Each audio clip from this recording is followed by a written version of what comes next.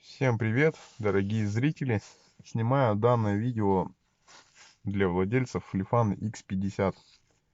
Возникла такая проблемка спустя, значит, 79-165 вот у меня пробег. Возникла такая проблема, значит, с левой стороны в стойке издаются стуки.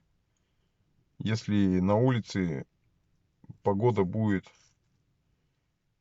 меньше минус 15, вот сейчас вот на улице на данный момент минус 17, эти стуки слышны. Отчетливый металлический стук такой идет. Сейчас я вам покажу, в чем проблема.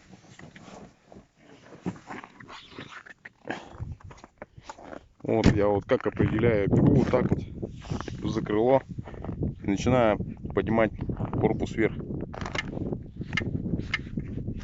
Видите, звуки издаются. Также можно нажать. Вот. Этот стук, скорее всего, идет от шарового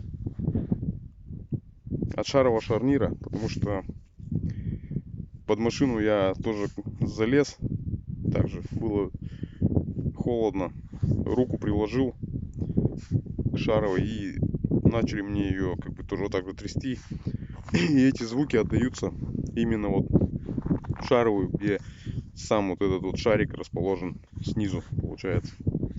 А если на улице, допустим, будет минус 10, там 9, вы этих звуков, они как бы сами по себе исчезают куда-то. Вот. В интернете я все прошерстил, данный вопрос задавал, никто ничего не знает, никто ничего не понимает.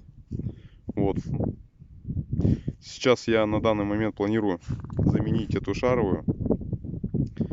И в дальнейшем вам также напишу, исправилась, ну как бы проблема это исчезла или нет.